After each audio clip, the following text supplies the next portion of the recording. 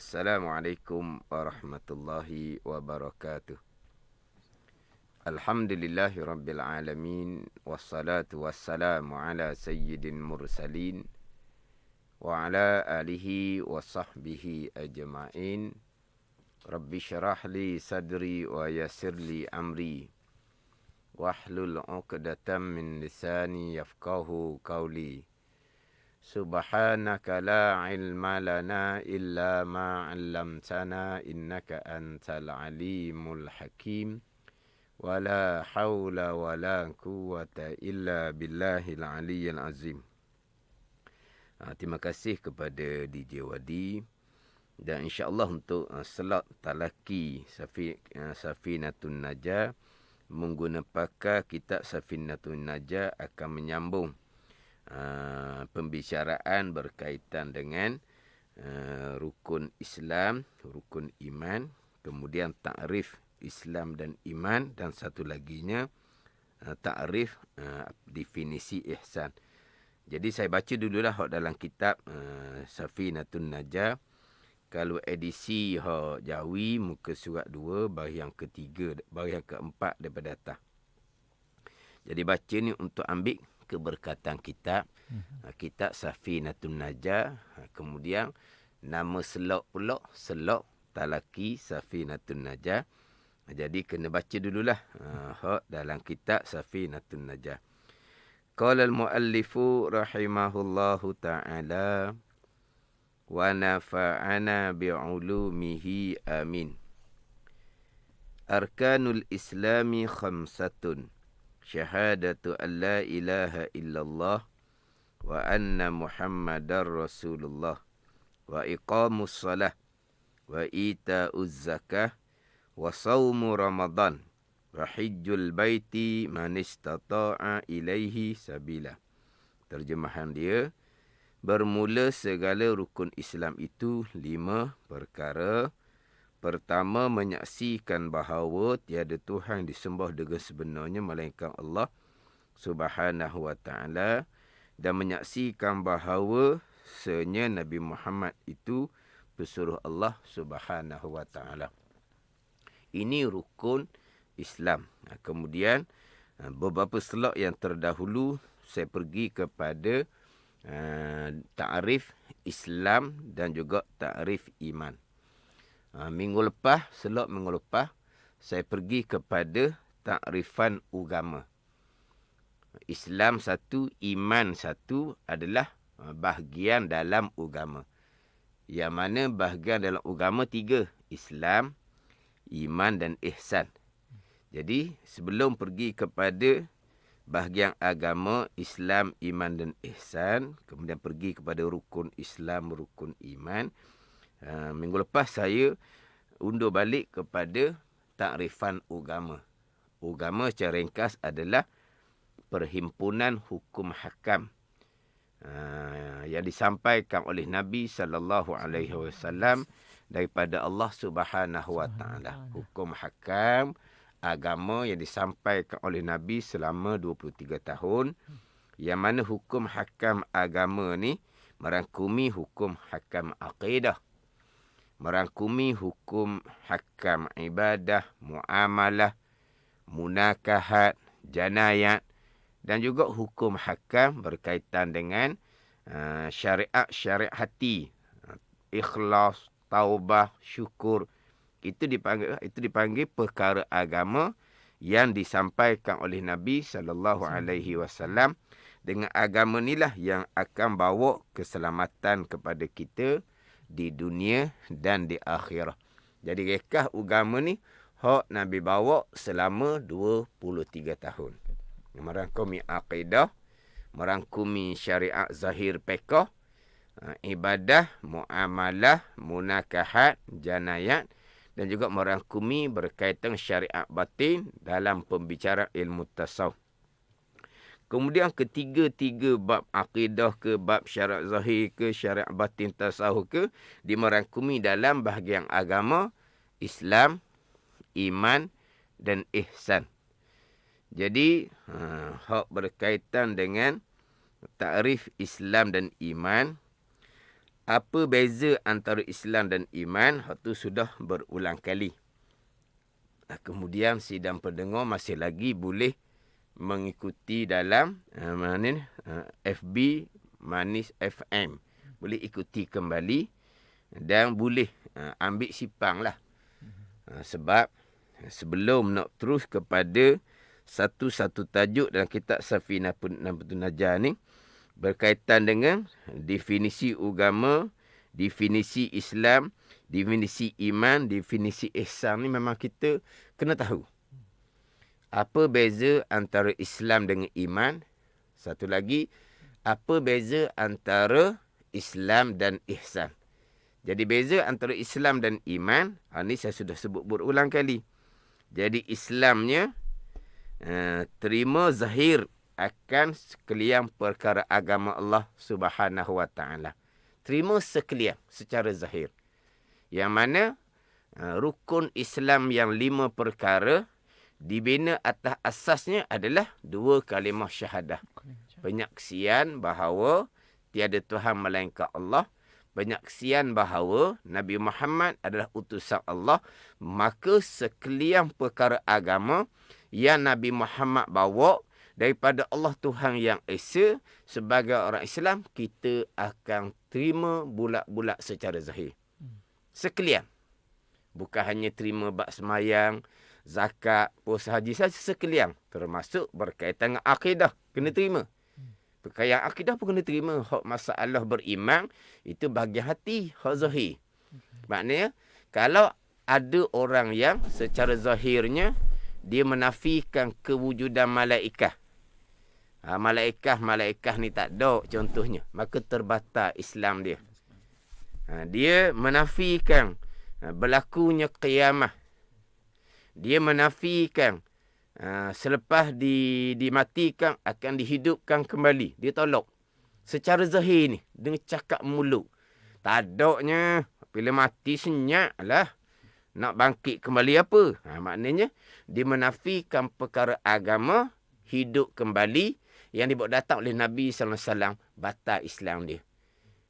Bab hidup kembali tu bab iman. Bab iman, bab hati. Yang ni bab zahir.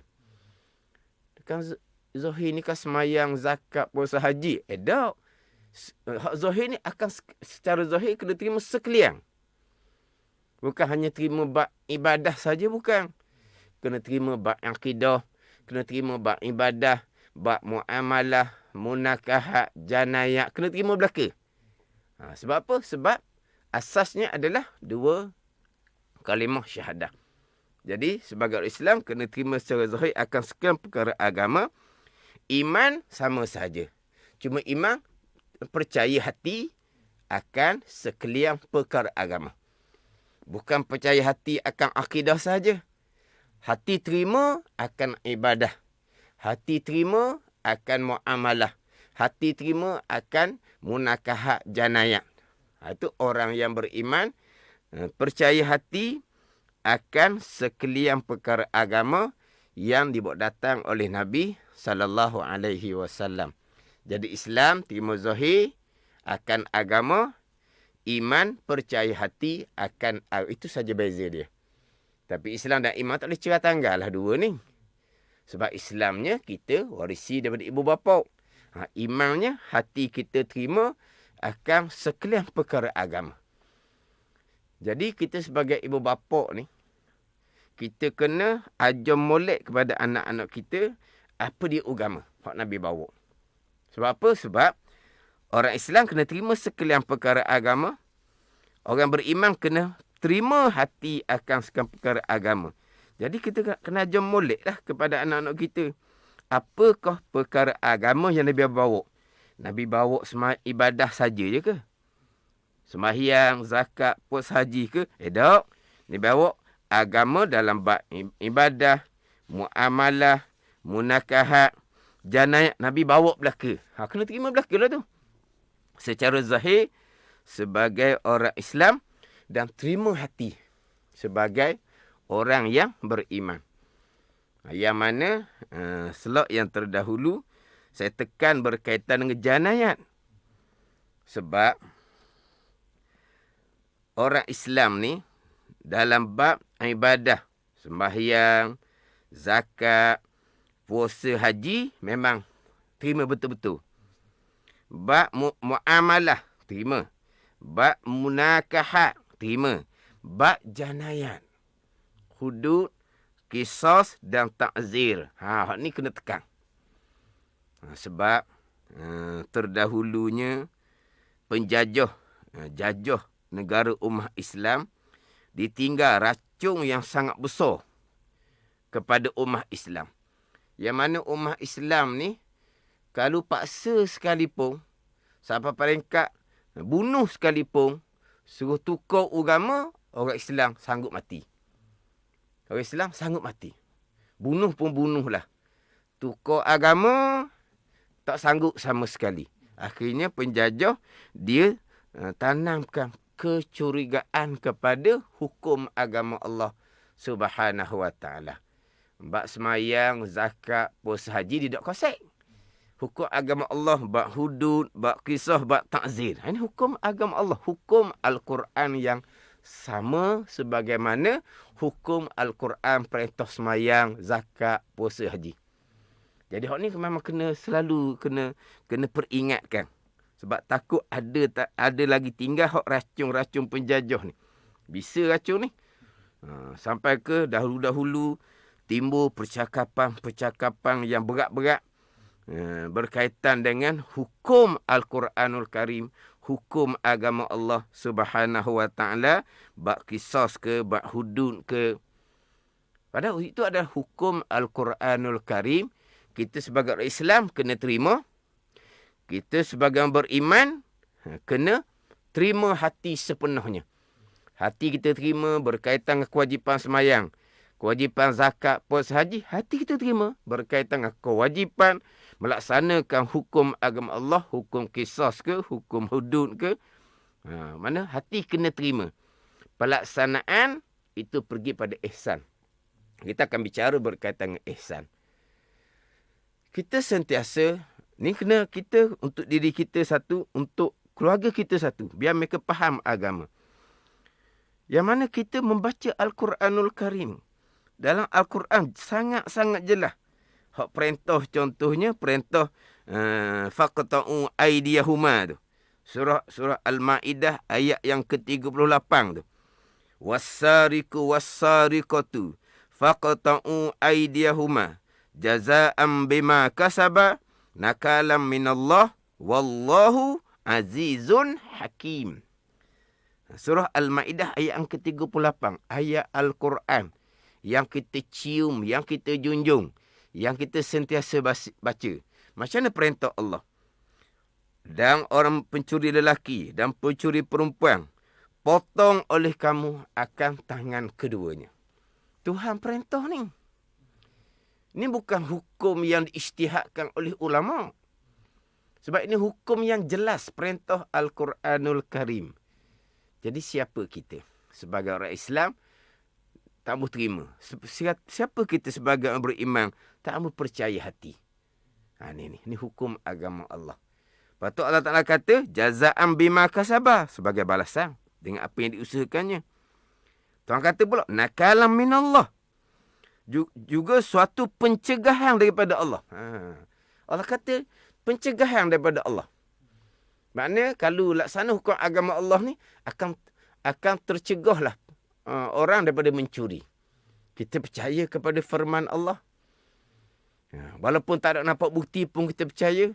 Tambahan pula ada bukti terang.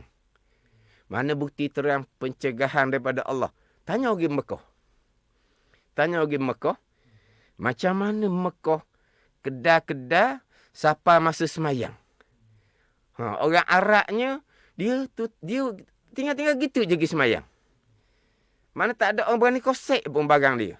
Macam kalau tempat kita. Jadi kalau balik Mekah kita boleh tanya, macam mana Mekah time semayang, tuan kedai tutup dak kedai. Dak tinggal gitu je. Kenapa? Aman. Sebab apa? Tak ada orang mencuri. Sebab apa gitu? Sebab di Mekah ada pelaksanaan hukum ni. Mencuri kena potong tangan. Lepas tu Quran kata, Allah Ta'ala berfirman, nakalam minallah. Satu pencegahan daripada Allah Subhanahu wa ta'ala. Kalau tak ada bukti Mekah pun, kita orang yang beriman kepada Allah ni, kita percaya Tuhan kata. Sebab hati seseorang milik Allah. Berani mencuri ke, takut mencuri ke, itu semua di bawah kekuasaan Allah. Jadi Allah mengatakan satu pencegahan, kita akan beriman dengan ni firman Allah Subhanahu Wa Taala. Tambahan pula bukti nyata kalau pergi Mekah. Lepas tu di hujung ayat Allah Taala kata, wallahu azizun hakim. Bermula Allah Taala yang maha kuasa dan maha bijaksana. Ini hukum daripada Allah yang maha bijaksana. Siapa yang boleh pertikai? Ada orang yang bijaksana daripada Allah? Ini Al-Quranul Karim. Ini hukum agama. Memang kena titik berat. Lepas tu masalah orang yang memperjuangkan. Bukan orang yang memperjuangkan. Wajib atas tiap-tiap orang Islam yang mukallaf. Sama ada lelaki ataupun perempuan memperjuangkan agar hukum agama Allah ni tertegak di bumi Allah Subhanahu Wa Taala. Ya, ada orang memperjuangkan tapi dia tak ikhlas. Ikhlas tak ikhlas dia dengan Allah Subhanahu Wa Taala, bukan urusan kita. Yang pentingnya kita berjuang biar ikhlas. Orang lain tu tak ikhlas, orang lain tu tak berjuang, tu dia dengan Allah Subhanahu Wa Taala. Pasal soal perjuangan orang lain. Ikhlas ke tak ikhlas orang lain. Tu satu soal tu dia dengan Allah Subhanahu Wa Taala. Tapi kita sebagai orang beriman, hati kita terima bulat-bulat hukum ni agama Allah Subhanahu Wa Taala. Contoh laginya surah An-Nur ayat yang kedua. Allah Taala berfirman, Az-zaniyatu waz-zani fajlidu kulla wahidin minhuma mi'ata jaldah wala ta'khuzkum lahuma ra'fatun fi dinillah in kuntum tu'minuna billahi wal yawmil akhir. Surah An-Nur ayat yang kedua. Perempuan yang berzina dan lelaki yang berzina, Tuhan perintahnya, maka sebab oleh kamu akan tiap-tiap seorang daripada keduanya akan 100 sebab. Fajlidu, Tuhan perintah, sebab oleh kamu. Sebab kesiangnya kepada mereka. Tuhan kata, wala ta'khuzkum lahuma ra'fatun fi dinillahi in kuntum tu'minuna billahi wal akhir. Dan jangan kamu rasa belah kesiang. Rasa belah kesiang terhadap keduanya dalam melaksanakan hukum Allah. Yang timbul belah kesiang pula. Jika adalah kamu benar-benar beriman dengan Allah dan hari akhirat. Sebab 100 rotan. Dan jangan kamu kesian belah terhadap kedua dalam nak melaksanakan hukum agama Allah. Jika adalah kamu benar-benar beriman dengan Allah dan hari akhirat. Ini jelas perintah Al-Quran. Tapi syaratnya sangat luas, sangat berat syarat dia. Cuma bahagian tu bahagian pelaksanaan. Bahagian pelaksanaan tu satu peringkat yang kedua. Ni kita ni, hati kita macam mana? Bunyi kata kerak tangan, hati kita bosan lalu dah dengar. Tak ada cerita lain. Bunyi kata sebab 100 rotang, tak ada kerja lain. Nak pertinggang dia, tak ada orang pertinggang kita. Pertinggang kita sebagai orang Islam yang beriman. Tu sahaja. Maka hak ni perjuangan semua orang Islam yang beriman, yang mukallaf, yang berakal serta baligh, sama ada lelaki ataupun perempuan, wajib memperjuangkan. Ni kena ingat baik ni. Ini hukum agama Allah. Sebelum kita nak pergi pada ihsan ni pelaksanaan. Sebab bila kita nak pergi pada ihsan pelaksanaan, yang mana apabila ada ihsan, maka Islam iman kita jadi sempurna. Sebab apa? Lengkap komponen agama Islam yang kita wasi dari ibu bapa. Iman, hati kita percaya sepenuhnya kepada hukum agama Allah. Kemudian pergi pada pelaksanaan.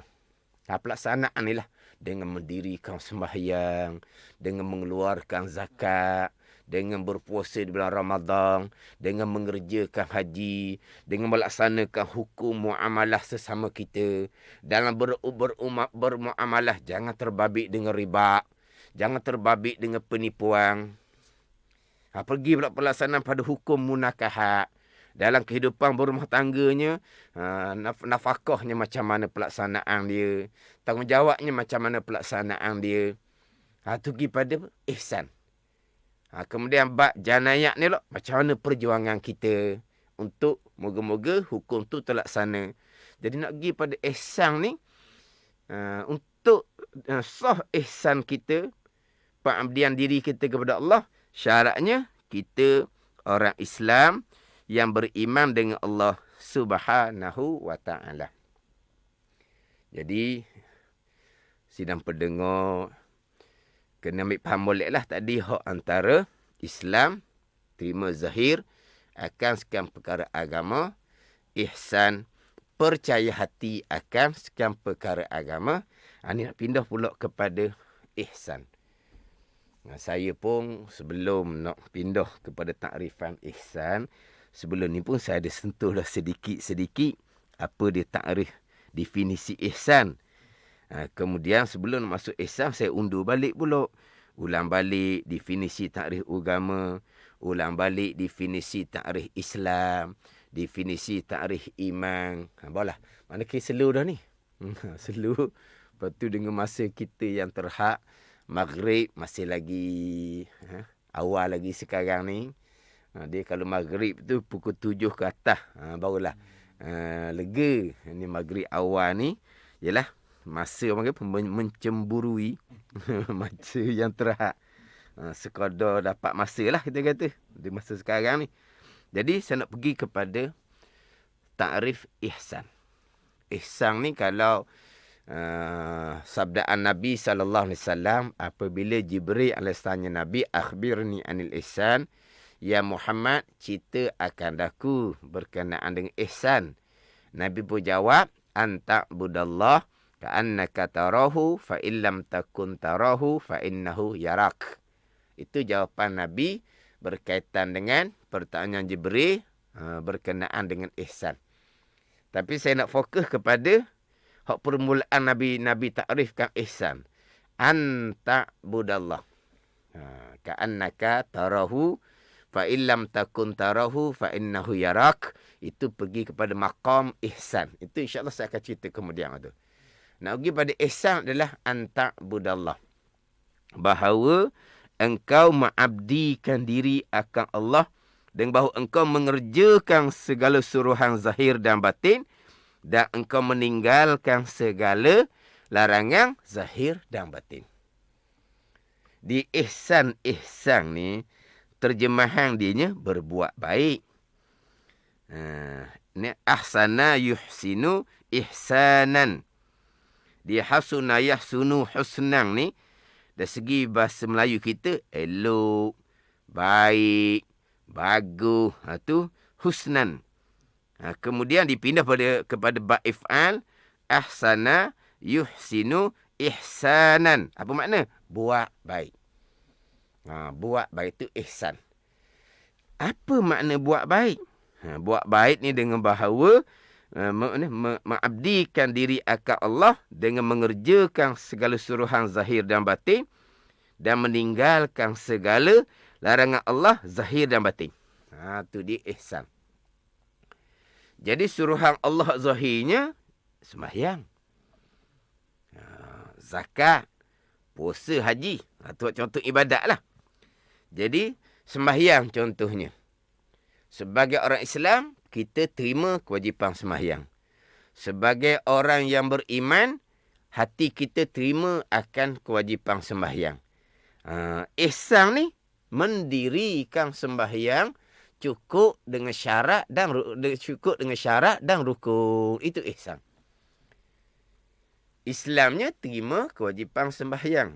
Imannya terima hati akan kewajipan sembahyang. Ihsannya dirikan sembahyang. Mana mengerjakan segala suruhan Allah. Mana apa suruhan Allah? Bersembahyanglah. Mengeluarkan zakatlah. Berpuasalah. Mengerjakan hajilah. Dan juga kewajipan-kewajipan yang lain. Kita, hukum agama Allah melarang daripada makan riba. Hukum agama Allah melarang daripada makan rasuah. Contoh ni. Contoh. Agama Allah melarang daripada berjudi, minarak, berzina. Sebagai orang Islam, kena terima pengharaman tu. Ya. Riba haram, kita terima. Rasuah haram, terima. Judi menaruh zina haram, terima. Sebagai orang Islam. Hati pula terima. Perharaman dalam agama tu terima. Ihsannya macam mana? Tinggallah. Jangan terima saja. Riba, jangan terbabit. Rasuah, jangan terbabit. Judi, menaruh berzina, jangan terbabit. Itu dia panggil ihsan. Dengan bahawa mengabdikan diri akan Allah. Dengan mengerjakan segala suruhan dan meninggalkan segala larangan. Islamnya terima segala perintah agama, larang agama. Terima zahir, imannya terima hati akan perintah dan larangan Allah Subhanahu wa taala. Jadi makna bukan kata terima hak semayang, zakat, puasa haji je, kena terimalah. Islam mengharamkan riba. Islam mengharamkan rasuah. Islam mengharamkan judi, menaruh berzina. Sebagai Islam kena terima, jangan menghalalkan. Ni contoh. Contoh. Berzina. Suka sama suka, bukan rogo. Rogo ni orang tak ambuh dia pergi paksa. Jadi menasabah lah kalau tak boleh. Dah berzina, suka sama suka. Halal dia kata. Sekarang ni berzina adalah larangan Allah Subhanahu wa taala. Yang haram ijma' ulama'. Semua orang mengetahui haramnya berzina. Orang kafir pun tahu dalam agama Islam berzina tu diharamkan. Tiba dia kata tak apa sebab suka sama suka. Makna dia sudah tidak terima hukum agama Allah. Maka murtad dia. Batal Islam. Dia berzina haram. Tapi sampai masa dia berzina. Dia masih lagi orang Islam. Tapi orang Islam yang tidak ada ihsan. Orang Islam yang derhaka kepada Allah. Orang Islam yang fasik, yang zalim. Di situ. Tapi kalau dia kata berzina tu tak apa sebab suka sama suka, maknanya dia sudah tidak terima secara zahir akan hukum agama Allah yang mengharamkan zina. Maka batal Islam. Jadi Islam ni kena terima segala hukum agama. Hukum agama kata wajib, ya wajib. Hukum agama kata haram, ya haram. Sampai masa wajib tak buat, maka tak ada ihsan, derhaka dia. Sampai masa hak haram, hak dia terima kata haram ni, dia langgar. Maka derhakalah dia. Tapi Islamnya masih lagi tidak batal. Kena faham situ. Jadi Islamnya terima, hak pelaksanaan tu dengan bahawa kerjakan suruhan, tinggalkan larangan, itu pergi kepada ihsan. Anta'budallah, Nabi kata, bahawa engkau mengabdikan diri akan Allah Subhanahu wa taala, dengan bahawa engkau mengerjakan surah Allah zahir dan batin, dan engkau meninggalkan larangan Allah zahir dan batin. Jadi dia kena beza dua tu. Dahulu saya ada tekan dah. Yang pertama saya tekan dahulu, kena beza antara Islam dan iman. Yang kedua, kena beza antara Islam dan ihsan. Islam dan iman, bezalah. Islam terima zahir, iman percaya hati. Yang mana Islam dan iman dia tidak berlaziman. Sekarang nak beza pula antara Islam ni terima akan segala hukum hakam agama Allah, dengan ihsan laksana akan segala hukum hakam Allah Subhanahu wa taala. Islam terima, ihsan laksana. Islam terima sekalian, ihsan ni laksana akan sekalian perkara agama. Jadi kalau ada perkara agama yang ditak terima, maka terbatallah Islam dia. Perkara agama yang ijma' ulama' yang diketahui oleh semua orang. Dipanjang lebih cara tu. Ihsan ni pula. Sebab tu saya sebut sebelum ni, Islam clear. Islam yang kita warisi daripada ibu bapa, dan memang secara zahirnya kita terima akan sekalian perkara agama yang datang oleh Nabi SAW. Kemudian iman ni hati masing-masing lah dengan Allah Subhanahu wa taala. Jadi yang kita nak kena perjuang adalah ihsan. Pelaksanaan. Pelaksanaan. Cuma yang kita nak kena fahamnya, Orang Islam kena terima sekalian. Orang yang muhsin, orang yang ada ihsan, kena laksana sekalian. Tiba-tiba terima sekalian, clear dah orang Islam.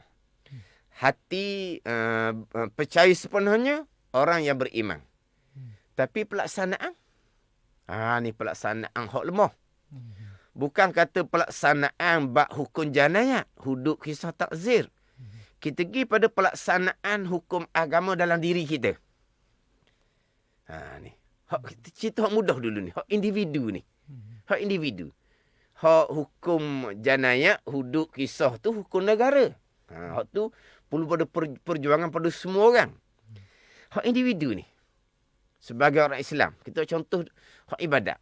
Sebagai orang Islam, kita terima kewajipan sembahyang. Terima kewajipan zakat. Terima kewajipan puasa. Terima kewajipan haji.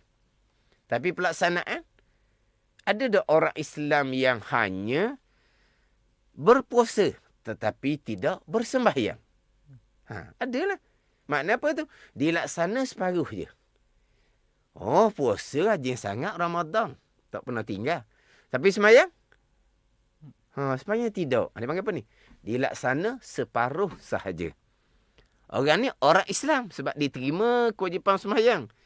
Tapi sebab masih tak sembahyang. Orang Islam yang fasik, yang zalim, yang derhaka kepada Allah Subhanahu Wa Taala. Dia panggil apa ni? Orang Islam yang melaksanakan hukum Allah ni sebahagian sahaja. Jadi kalau tanya, apakah hukum orang yang melaksana sebahagian? Hukumnya fasik zalim lah. Mana contohnya? Contoh individu tadi. Berpuasa tetapi tidak bersembahyang. Berpuasa, zakat dibayar. Di berpuasa Ramadan, zakat fitrah dibayar. Tapi sembahyangnya tidak. Mana apa ni? Dia laksana sebahagian. Islam tetap. Tapi orang Islam yang derhaka kepada Allah Subhanahu Wa Taala. Ada orang yang sembahyang okey. Puasa, zakat okey. Tetapi menutupi aurahnya tidak. Sebagai orang Islam, dia pertikai tak kewajipan tutupi aurah. Dia terima. Memang wajib tutup aurah. Tapi kenapa kamu tidak tutup aurah? Dia kata nak pergi Mekah dululah. Dia punya alasan yang tak syar'i lah. Tapi tak kira alasan nafsu dia lah. Dia kata tak siapa seru lagi lah. Seru Israel berapa kali. Dia kata dah siapa seru. Dia nak tunggu seru Israel ke macam mana. Tapi adakah dia pertikai kewajipan tutup aurah? Tidak, dia terima kewajipan tutupi aurah. Tapi dia tak laksana kewajipan menutupi aurah. Kewajipan semayang, dia semayang cukup 5 waktu. Kewajipan berpuasa zakat, dia berpuasa Ramadan, tak pernah tinggal. Zakat dia bayar. Tapi kewajipan tutupi aurah, dia tidak laksanakan. Dia orang Islam yang fasik, yang zalim. Islam tetap Islam. Tapi pelaksanaannya tidak sepenuhnya. Ini contoh. Kita kena faham molek. Ni kalau tak sempat minggu ni, sambil-sambil tengok masa. Sambil-sambil tengok masa. Cuma saya ni, nak jaga masa ni, cuma tak ambuhlah siapa ke tergantung sangat. Tak ambuh siapa ke tergantung sangat. Jadi mana, gak berhenti ngeju. Bahar langgar di belakang oleh orang, berhenti ngeju gitu. Gitulah, kena slow-slow. Jadi kita kena faham, Islam terima. Ihsan laksana. Orang yang tidak laksana, tidak semestinya tidak terima. Jangan kita, dia tak laksana hukum Allah. Dia tak terima tu. Dia tolak hukum Allah. Jangan. Salah faham sangat-sangat tu. Macam saya contoh tadi. Orang yang berpuasa, yang tidak semayang. Dia terima tak kewajipan semayang? Dia terima. Dia tak tolak, dia tak engkar. Gitulah contohnya. Orang yang tidak menutupi aurah. Dia engkar, dia tolak ke hukum menutupi aurah? Tidak, dia terima. Lepas tu kita jangan mudah-mudah. Mereka yang tidak melaksanakan hukum Allah. Mereka telah tidak terima, mereka telah engkar, tolak hukum agama Allah. Tidak terima, engkar, tolak hukum agama Allah, bokeh Islam. Bokeh Islam. Bila dia tak terima, bila dia engkar ditolak, dia tak laksana. Tak laksana bab ihsan. Bab Islam, dia terima, dia sebagai orang Islam. Tapi tak laksana, dia orang Islam yang, kalau tak laksana tanpa ada uzur syar'i, dia orang Islam yang pasti lagi zalim. Islam dia tetap sebab dia terima akan sekalian perkara agama, dan hati dia terima sepenuhnya akan sekalian perkara agama. Dia orang Islam yang beriman, tapi nak sempurna Islam dan iman, dia kena laksana sekalian perintah agama zahir dan batin. Dia kena meninggalkan sekalian larangan agama zahir dan batin. Jadi insya-Allah di slot akan datang saya akan menyambung pembicaraan berkaitan dengan ihsan, dan saya akan ulang balik perbezaan antara Islam ni terima dengan ihsan, pelaksanaan akan sekalian perintah agama dan meninggalkan akan sekalian larangan agama Allah Subhanahu wa taala. Wallahu